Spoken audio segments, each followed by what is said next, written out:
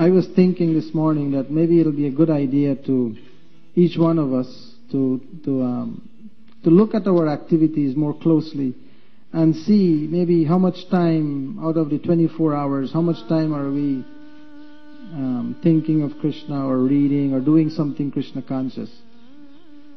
And also, whatever result we're getting from our activities, how much we're engaging in the temple or, in Krishna consciousness or other projects of ISKCON. What percentage of what result we get we're actually engaging. And it's probably be a good exercise to see, like a measuring rod, to say, well, how much we're really engaged in Krishna consciousness. How much time we are putting into it, and how much result of what we acquire we are actually putting into it. And that might give us an idea, an indication of where we are at. Because if we dedicate time to something, whatever time we dedicate to any particular aspect of our life, that's where our most interest is, really. If someone is spending a lot of time working, for example, it could be that he is losing the taste for Krishna consciousness. If someone is working all the time, not able to chant his rangs and not able to come to the temple and so on and so forth, it's a good chance that he might be losing the taste for Krishna consciousness. Not that one should not work. Maybe sometimes devotees have to work very hard to maintain family, to maintain devotee family, and that's also considered devotional service. But here at our local temple, we see so many devotees are here, and of course, a lot of things may not be in order. They may not be very high standard of worship or perfect management, or many people we may not like, and so on. But because we all live here, we have a duty to perform for our own spiritual life. We have a duty to attend the temple. Prabhupada said we should come to the temple every day for our own purification. Even though we don't like anyone who is around us, we should come and take darshan of the Lord. We don't have to see them, just come and see Krishna.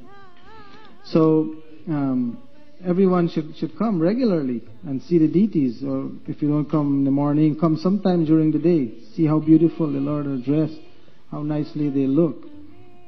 And in addition to that, we may think, well, I'm not really inspired here.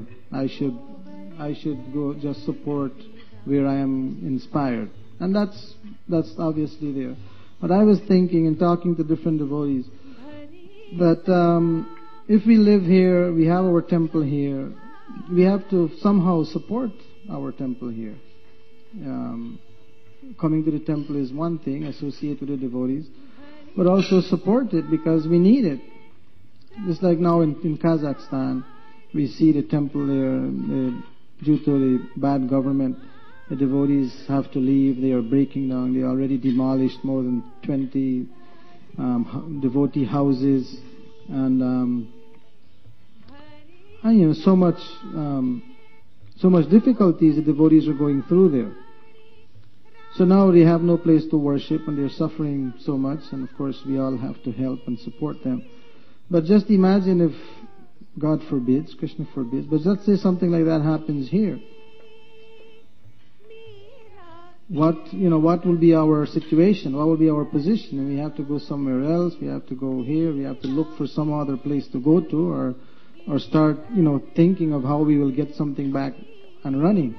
We already have something here, and we should try as far as possible to support it. There are many devotees who are supporting, but with the amount of devotees here and the amount of things that we can do for Krishna consciousness, the amount of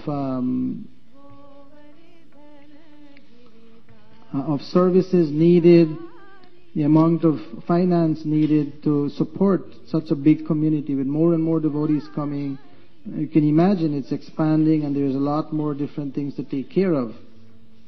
And so all those who live here, we may say, well, oh, I'm just living, I'm just taking care of family and so forth. But we have to feel that that commitment. We have to feel that responsibility. We can't just say, well, I'm just one of 500 or 600 people, and what the others are doing. Each one of us, we have to take up some responsibility for maintaining the temple, first of all, and then to enhance the different programs that go on there, even if we are not inspired. Even if we are not inspired. And where does inspiration come from anyway? We may say, well, I'm not inspired by this devotee, I'm not inspired by the management, or whatever the case is. But inspiration does not come from them necessarily. Our inspiration comes from reading books, chanting our rangs, reading about Krishna, reading about the lives of the previous acharyas, reading the books of Srila Prabhupada, see what he is actually recommending for us. And if we read constantly all these things, our heart becomes soft and we can feel that our lives become fearless.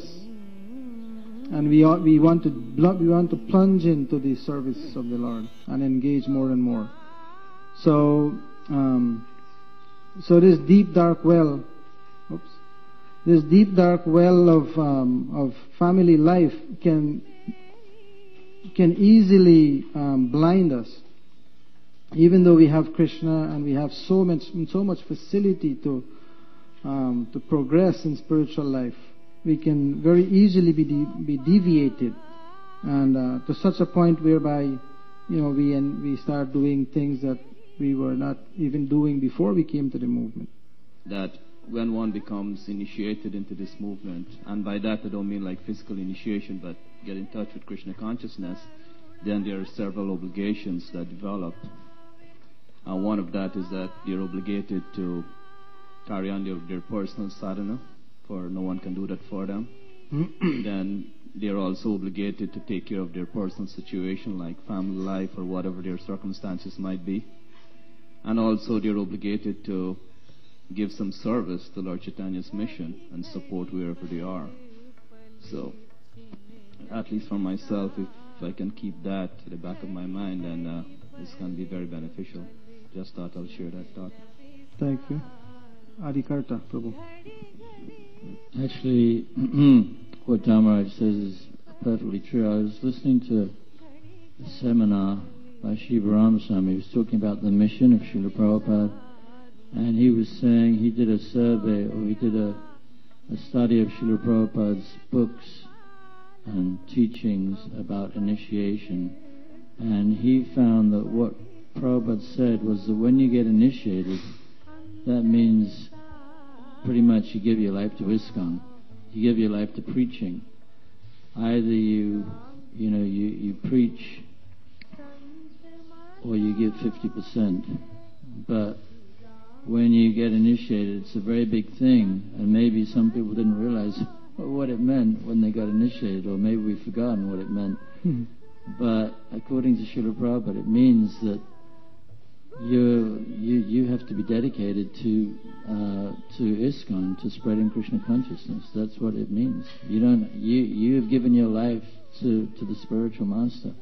You really don't have your own life anymore. Thank you.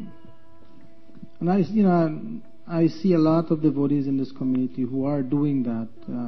Dharmaraj Prabhu. There's just one comment, more or less.